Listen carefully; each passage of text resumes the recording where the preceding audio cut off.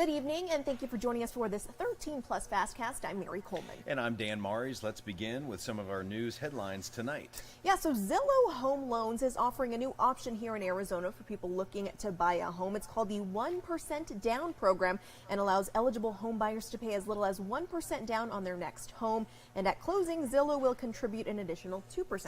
Yeah, the company says it's doing this because down payments are one of the biggest barriers for new home buyers. 13 News reporter John Macaluso has the story.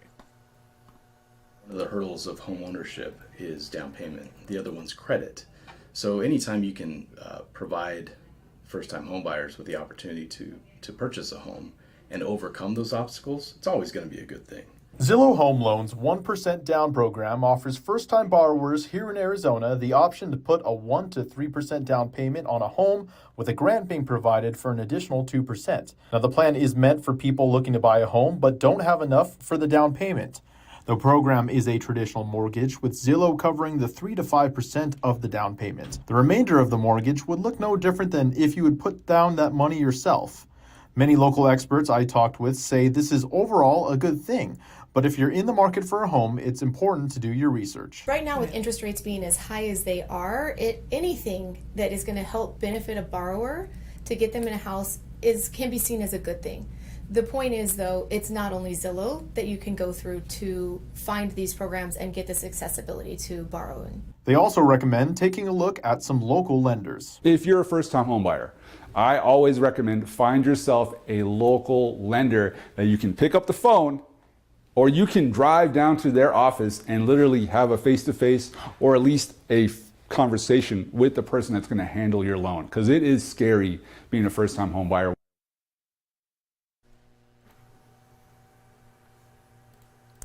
All right, and switching gears now, a lot of creatures are coming out. Well, wrong story, Dan. A symbol of our Arizona desert was no match for monsoon storms last week. High winds blew over more than 100 saguaros in the western part of Saguaro National Park last week. Yeah, definitely a sad sight to see. The National Park Service says others were damaged, but they emphasize thousands of saguaros are still standing. Park managers say they're working with biologists to understand the lasting effects on our ecosystem. Definitely a sad sight there. And now to the story that I was going to read. A lot of creatures are coming out during monsoon, including tarantulas. You can expect to see more of these spiders during mating season. But for a lot of people, it can be creepy, especially to see one up close if you're not used to them. 13 News reporter Shelby Slaughter has that story. Okay. Oh, where'd the other one go? That's a tarantula. This was right outside my apartment the other night. Just casually going to get my food. There was another one.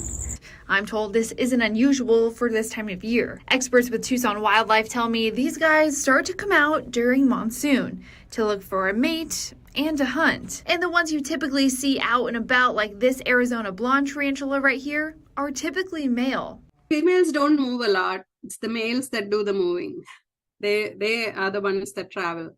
Shaku Nair with the University of Arizona tells me that females stay close to home. They lay their eggs on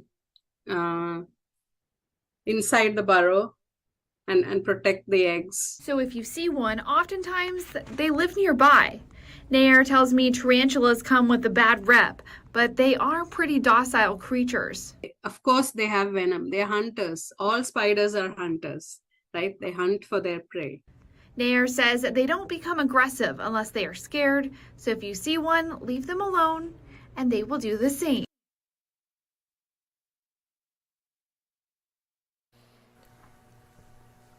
A Bisbee woman, this one right here, was arrested for stealing from Canyon Vista Dental in Sierra Vista while she was employed there as an office manager.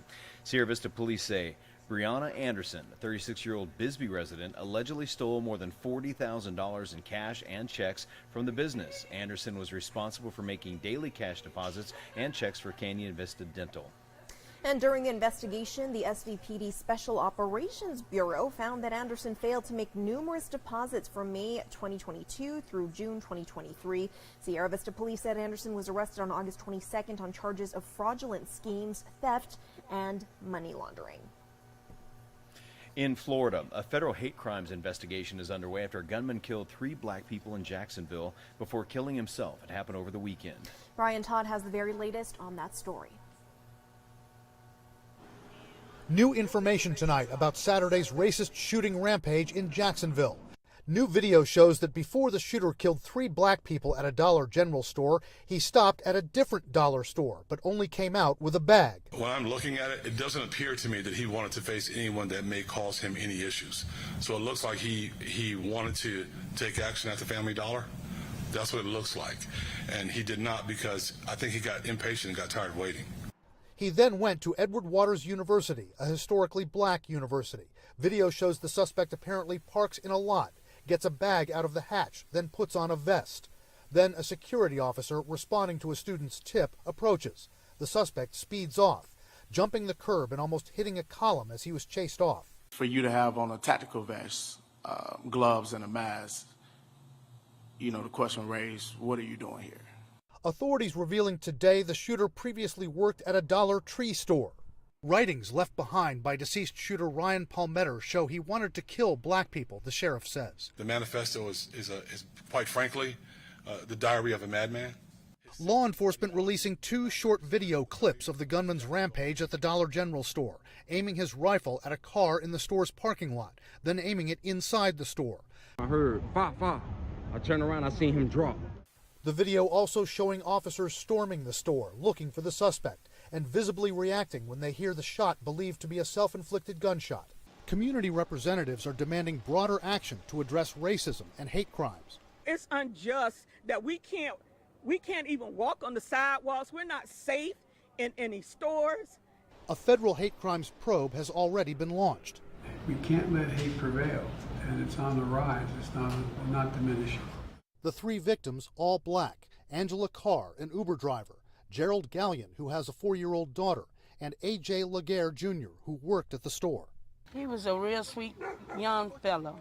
Officials say there was nothing in the gunman's past to prevent him from legally buying these 2 guns, a handgun and an AR-15 style rifle emblazoned with swastikas, even though in 2017 he was sent for a 72-hour mental health evaluation under the Baker Act and then released, according to authorities. I don't know legally, given the way the laws are written right now in the state of Florida, that there was anything that could have been done, and therein lies the frustration for me.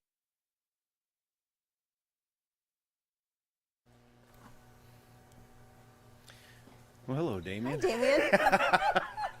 Another circus is saying goodbye to live elephants in their performances. Yeah, Circus World in Wisconsin is mainly a museum for circuses, but it also puts on its own circus for visitors. Here's that story.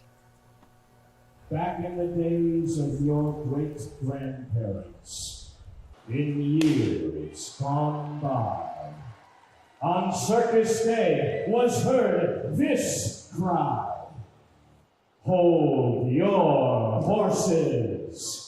Here come the elephants!"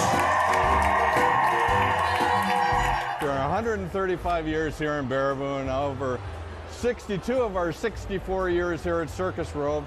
This is the last and final performance under the big top with our largest and most celebrated stars, the Circus World elephants. We got to come to the circus for the first time with my children. So as a parent, it's my first time bringing them.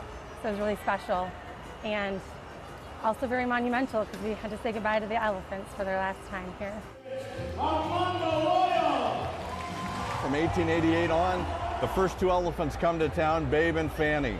So they're part of the DNA of this community. I mean, they're everywhere in town. When you get off at the interstate, elephants in a circus train emblazed upon the overpasses. Public art here in this community is all circus and elephant themed. The Ringleys used to take their herd of elephants for a walk around town multiple times a day. And so many Baraboo residents have fond stories of the elephants stealing laundry off of their lines or picking their prized petunias out of the front lawn. It's just been part of the community experience here at Baraboo. I'm happy for them because I feel like, I bet it was, pretty arduous sometimes for them. And on the other hand, I think it's really sad because they brought so much joy to people, and they still do.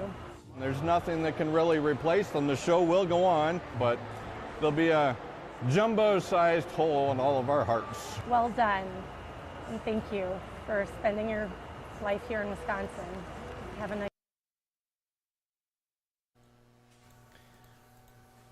And most major circuses in the U.S. have already taken elephants out of the performances due to animal welfare concerns. Well, these elephants from Circus World will be transferred to a sanctuary in Oklahoma, down your neck of the woods. Probably going to a pretty good place, I want to say. look up exactly where. I've spent half my childhood in Pawnee, Oklahoma. I know they're not going there. But hey, you never know. Maybe there's a nice spot there. True, we do. Pawnee has a herd of buffalo from Pawneeville Museum, so maybe they call me Buddy Buddy. There you go. That'd be very cute. Elephants and bison, do they get along? We'll find out. We'll let you know if they go that way. Well, we will leave you with a live look overlooking the city of Tucson. Looking pretty bright out there. Some clouds in the sky, Dan. Yeah, finally cooling off tonight. We did break a record, a daily record for the day. The old one was 107 set back in 2020. Today we hit 109 degrees. Tomorrow, I was talking with Aaron Christensen just a short while ago. Maybe even a little hotter, around 110 degrees tomorrow. So another extreme heat day for us. And yeah, I'm kind of ready for summer to be over when we get these kind of temperatures. Yeah, I'd say so. And it's almost Labor Day, so maybe we'll start to head on the cool down. Have a great evening. We'll see you on 13 News Live at 10. See you then.